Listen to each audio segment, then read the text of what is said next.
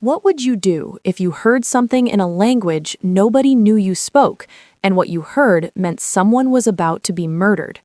Nala Johnson was 10. She had no weapon, no phone to call anyone who'd believe her. All she had was a dead father's gift and 14 minutes. If you're ready to enjoy this story, click that subscribe button, like this video, and comment where you're watching from. Your support helps us bring more wonderful stories, and trust me, you won't want to miss them. Now, let's get into the story. Nala Johnson waited on that bench every single day after school. Green hoodie, backpack, headphones around her neck like she was just existing. 10 years old, invisible. Nobody looked twice at her. She was just another kid near the business district, killing time while her aunt finished cleaning offices upstairs. But Nala wasn't just sitting there, she was listening. Her father taught her that. Before he died, he spent 2 years turning Russian into a game between them. Phrases, codes, military slang, things most grown adults never even knew existed. He'd say, "Baby girl, language is a weapon. Learn it before they know you have it." He's gone now, but the language stayed. 4 blocks up, on the 18th floor of the Kang Tower, young Wan Bei stood at his window. 32 years old, built his empire from nothing and fear. The kind of man whose own security team avoided eye contact. Cold wasn't even the word for him. Controlled was. Every decision, every movement, every minute of his day was accounted for. His driver texted at 5:44. "Car's ready, sir." Young Wan checked his watch. Good, right on time. Same routine, every single day. Leave at 5:50, reach the car at 6, home by 6:20. Routine meant safety. Routine meant no surprises. He had no idea a surprise was already waiting downstairs. Back on the bench, Nala shifted her backpack. 2 men near the black luxury sedan, dressed like maintenance workers, looked relaxed, laughing even. She almost looked away. Then she heard it. Russian, and not casual Russian, military Russian. She sat up slowly, kept her face neutral, like she heard nothing. But her hands gripped the bench, because one of the men just said, quietly, almost like a joke, "On pойдет живым, выйдет тихо." He enters alive, he leaves silent. Her father's voice hit her like a wave. If you ever hear that phrase outside a military context, Nala, someone is already dead. They just don't know it yet. She looked at the car. She looked at the building entrance. She looked at the clock on her phone. 5:46 p.m. And somewhere upstairs, a man she'd never spoken to was grabbing his briefcase, adjusting his tie, completely unaware that a little girl on a bench was the only thing standing between him and a body bag. A 10-year-old just became the only person who could stop an assassination. Drop a comment if you already feel the tension. Now, let me tell you about the man on the 18th floor, because you need to understand who Nala was trying to save. Young Wan Bei didn't build his empire by being nice. He built it by being exact. Every meeting scheduled, every employee evaluated, every decision calculated 3 moves ahead like a chess player who'd never lost a game in his life. The man didn't do emotions. Emotions were messy. Emotions made you slow. And slow got you killed in his world. His assistant once made the mistake of saying good morning with too much energy. Young One looked at him and said, "Is it? What's good about it? Do you have a report?" The assistant never said good morning again. But here's the thing people didn't understand about Young One. He wasn't reckless. Most crime bosses, flashy, loud, unpredictable. Not him. He ran legitimate businesses on the surface, real estate, logistics, a chain of private security firms, clean money on top, other things underneath. His real power wasn't fear, it was structure. Nobody moved without his approval, nobody spoke without purpose. His entire organization ran like clockwork, because he ran like clockwork. Same schedule, every single day. And that routine, That beautiful, disciplined, predictable routine was exactly what someone used against him. Back outside, Nala hadn't moved from the bench, but her mind was racing. She kept running the phrase back. He enters alive, he leaves silent, over and over. She looked around. Security guards standing near the entrance, earpieces, suits, professional. Tell them, she thought. But then what? Excuse me, sir, I speak Russian and I think your boss is about to be assassinated? She almost laughed at herself. They'd escort her away so fast her sneakers would squeak. She was 10. She was in a hoodie. She had a lunchbox with a broken zipper. Adults didn't listen to kids like her on a good day, and this was already shaping up to be a very bad one. But that phrase, it wouldn't leave her alone. Her father's voice, low and serious. Some things you can't unhear, baby girl, and some things you can't stay quiet about. She looked at the car, she looked at the clock. 5:51 p.m. 9 minutes. 9 minutes. Nala stood up. Okay, she was going to do this. She was going to say something. She had to. The first guard was standing near the revolving doors. Big guy, arms crossed, looking like he was paid specifically to be unapproachable. Nala walked up anyway. Excuse me.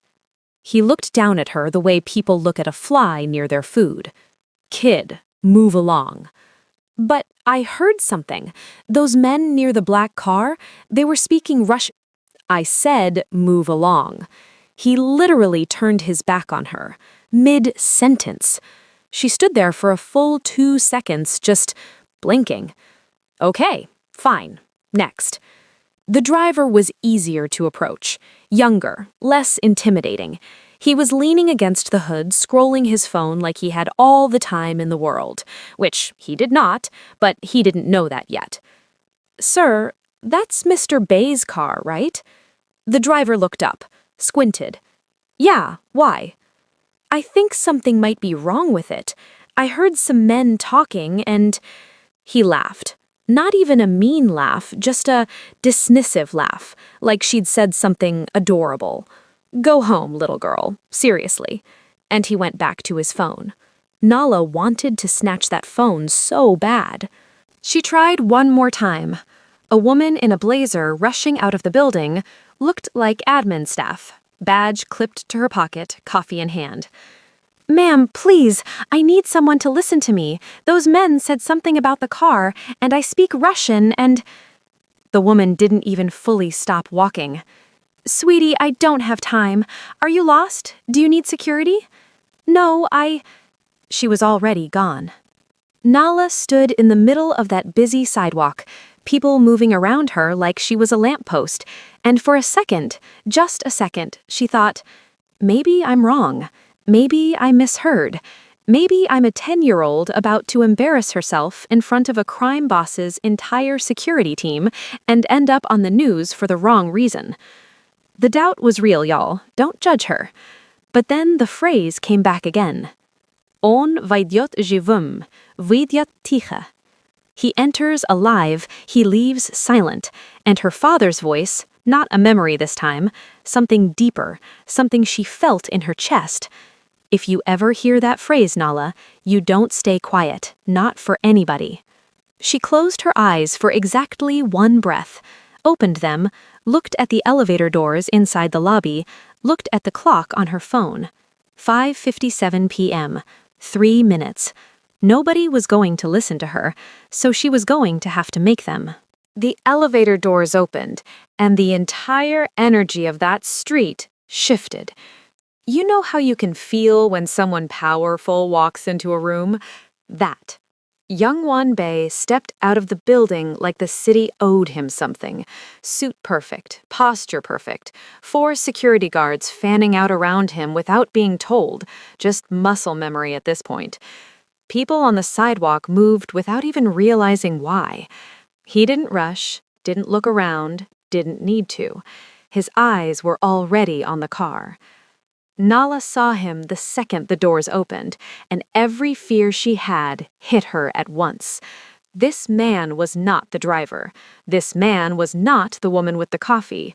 This man looked like he made decisions that changed people's lives before breakfast, and she was about to grab him, in front of his whole security team, in the middle of a busy street, with a broken zipper lunchbox. Lord. But those two men near the car, they'd gone quiet now, positioned, watching. Nala's legs moved before her brain fully agreed. Youngwon was 3 steps from the door. 2 steps. His hand reached for the handle. Wait!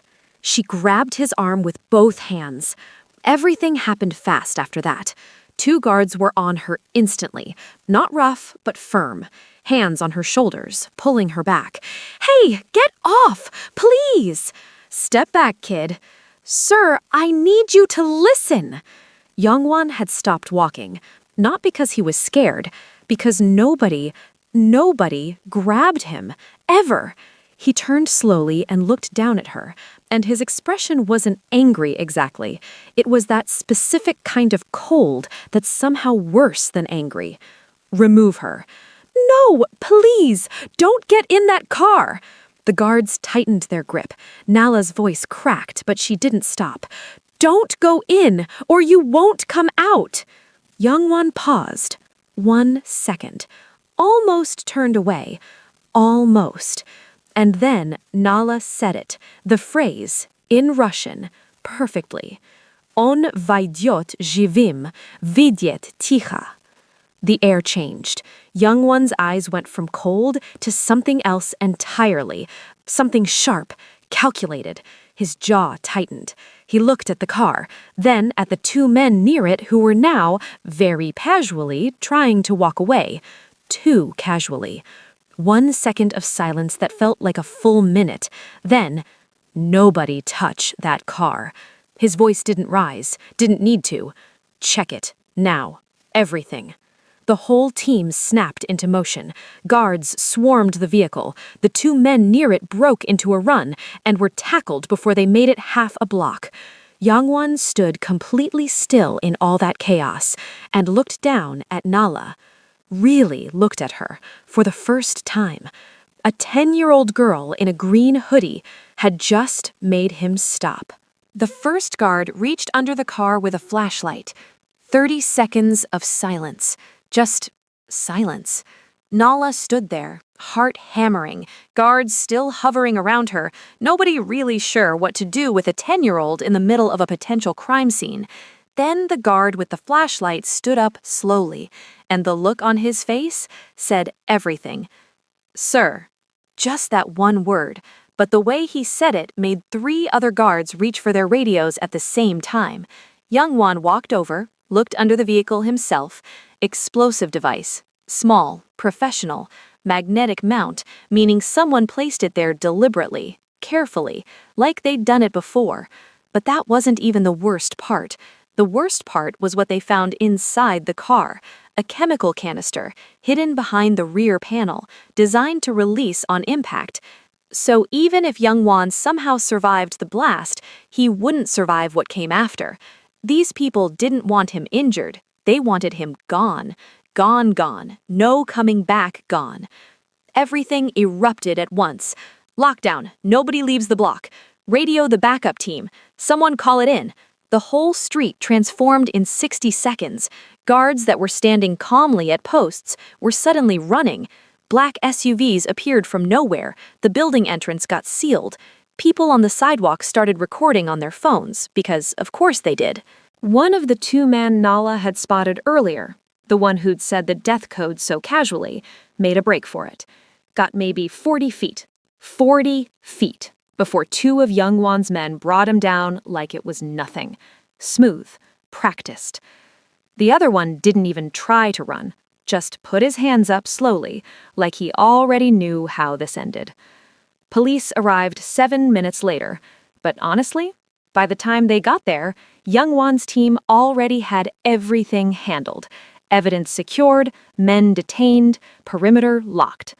The police were almost decorative at that point.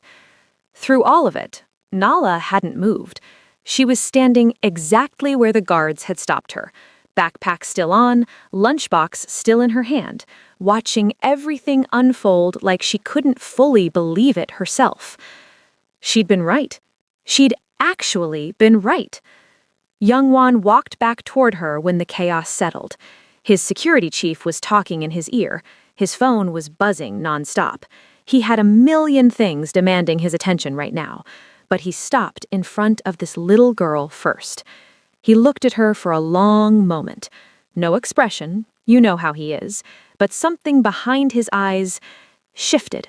Because Youngwon Bae had survived ambushes, betrayals, threats from men 3 times her age with resources she couldn't imagine, and none of them had saved him. She had. A child who gained absolutely nothing from it had just given him everything. He didn't speak yet, but something in him was already changing. The interrogation didn't take long. Youngwon's people were thorough. Let's just leave it at that. Within 2 hours, they had names, dates, wire transfers, the whole map of the conspiracy laid out like a blueprint. And when Youngwon saw whose name was at the center of it, he went very, very still. Park Jin-so, his lieutenant for 6 years, the man who sat at his right hand in every major meeting, who knew his schedule, his routes, his routines. His routines. That's how they knew exactly when he'd reach the car. That's how they knew which vehicle, which entrance, which minute. Because Jin-so built those routines with him. Youngwon had trusted this man with information he'd never trusted anyone else with, and Jin-so had handed it to foreign contractors like it was nothing. For money. For a seat at the top of an empire he didn't build. Now, here's the part that's hard to explain about Youngwon Bae. This man had been betrayed before. Business, politics, competitors, it came with the territory. Every time before, his response was cold and calculated. Handle it, move on, trust fewer people. Done. No emotion, no dwelling, next. But this time, he sat alone in his office after the briefing. Phone off, lights dim. And for the first time in longer than he could remember, he didn't know what to do with what he was feeling, because the math kept hitting him differently now. If Nala hadn't been on that bench, if she didn't speak Russian, if she hadn't pushed past every single person who dismissed her, Jinseo would have won. 6 years of loyalty, dissolved into a body bag on a Tuesday evening, and nobody in his entire organization, not one person with training, weapons, resources, and a salary, had caught it. A 10-year-old girl caught it. A child. That broke something open in him that his pride really wasn't ready for, because Youngwon had built his whole identity around control, around never being the one caught off guard. And here was the truth.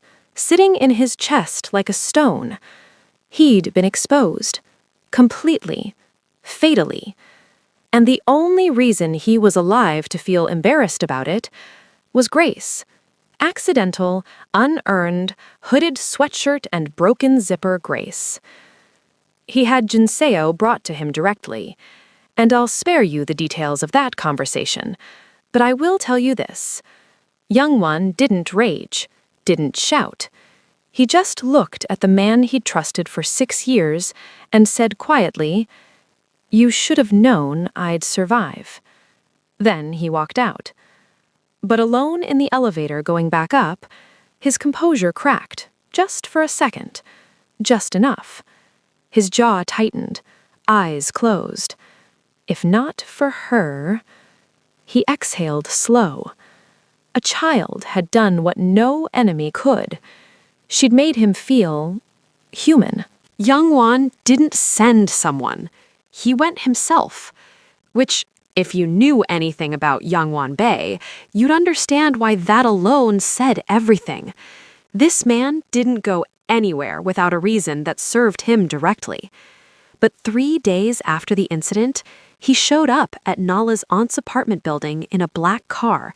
No entourage, just one guard. Almost humble for him. Nala's aunt opened the door and nearly passed out because she recognized him. Everyone in that district recognized young Wanbei. She looked at Nala, looked at him, looked back at Nala. What did you do? Nala held up both hands. I promise I didn't do anything bad. She saved my life, Young Wan said simply. Aunt looked at this child for a long moment. Get in here, she said to Young Wan. I'll make tea. They sat across from each other in a small living room. Young Wan, who normally occupied boardrooms and penthouses, sitting carefully on a couch with plastic coverings still on the armrests. And he listened, really listened, probably for the first time in years. He learned about Nala's father, Marcus Johnson, former military interpreter, fluent in 4 languages, taught Nala Russian the way other dads taught their kids card games, slowly, lovingly, turning it into something special between them. Gone 2 years now, heart attack at 39. No warning, no goodbye. He learned about the financial reality after that. Mom working doubles, aunt taking Nala after school because childcare wasn't affordable. Rent 3 weeks behind, electric bill taped to the fridge as a daily reminder. He learned that Nala had tried to warn 3 different people before she reached him. 3. And every single one dismissed her. Something moved across Young Wan's face when he heard that. Not pity, something closer to recognition. He knew what it felt like to be underestimated. He'd just never expected to see it so clearly in a 10-year-old. He made arrangements before he left. A safer apartment, better neighborhood, better school district, lease handled. A private academic fund for Nala, languages, sciences, whatever she wanted. Security detail, discreet, not intrusive, because until Jinseo's network was fully dismantled, loose ends existed. Nala's aunt tried to refuse. We don't need charity. It isn't charity, Young Wan said quietly. It's a debt. She didn't argue after that. But here's what the money couldn't explain. Before he left, Young Wan crouched down slightly, this powerful, controlled, emotionally armored man, and looked at Nala directly. Your father taught you well. Nala blinked, swallowed hard, nodded. And Young Wan straightened up, walked out, got in his car, and sat there for a moment before telling the driver to go. When was the last time he'd said something to a child that mattered? When was the last time anything he did came from that place? He couldn't remember. And that bothered him more than the bomb ever did. The changes didn't happen overnight. Real transformation never does. But they happened. And the people around Young Wan noticed first, because he didn't announce it, didn't make a speech, didn't call a meeting titled New Me Who Dis. He just started moving differently. 3 corrupt members of his inner circle were quietly removed within the first month. Not violently, just gone. Packages, flights, strongly worded understandings. 2 underground operations he'd been running for years got dissolved. Carefully, strategically, like pulling stitches from a wound you're finally ready to let heal. His legal businesses started getting real attention, real investment, real leadership. His financial advisor called him confused. Sir, you're making legitimate money moves. Are you okay? Young Wan hung up. But the biggest shift wasn't the business. It was Nala. He started checking in, not through assistance, himself. A call here, a visit there, showing up to things he had absolutely no business being at. Her school's language competition? Young Wanbei was in the back of that auditorium in a full suit, looking wildly out of place, surrounded by parents in jeans and sneakers. Did he clap when she won second place? He did. Twice. Nobody said anything to him. They were too scared. About 4 months after the incident, he came to see her, with no specific reason, just came. They sat on the fire escape of the new apartment, Nala with hot chocolate, Young Wan with coffee, looking out at a city that meant very different things to each of them. And after a long, comfortable silence, he said, "You didn't just save my life, Nala." She looked at him. "You reminded me I still had one worth saving." She didn't say anything for a moment. Then, "My dad used to say that the bravest thing you can do is change direction when you know you're going the wrong way." Youngwon was quiet, looked out at the city. "He sounds like he was a smart man." "The smartest," she said, no hesitation. That moment settled into both of them differently.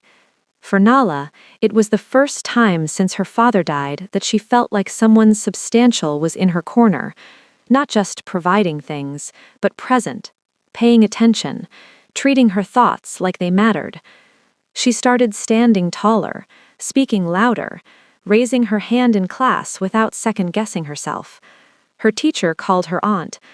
"I don't know what changed, but Nala is different, in the best way." Her aunt smiled and said, "She's always been that way," which was true. She just finally had room to be it. And Youngwon, for the first time in his adult life, he had something in his world that wasn't transactional. No angle, no agenda. Just a kid who grabbed his arm and refused to let go. And in doing that, she'd grabbed something in him, too. Something he thought was long gone. 6 months later, a building that used to be an abandoned lot in Nala's neighborhood had a ribbon across the front door. The Johnson Center for Youth Excellence. Languages, technology, coding, after-school programs. Free, all of it.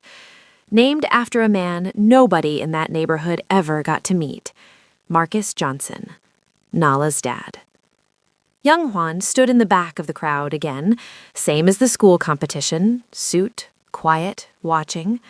Nala stood at the front in a new green hoodie, because some things don't change, holding one end of the ribbon with the biggest smile you've ever seen.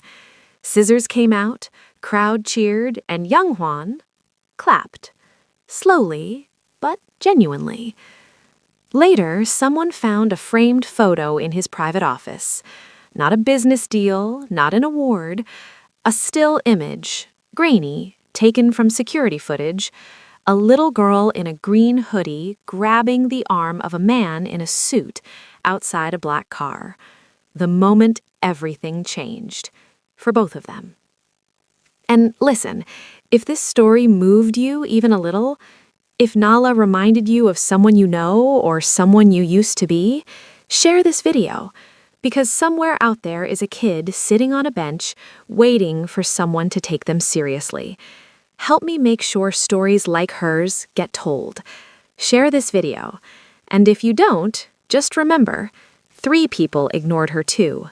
Don't be number 4.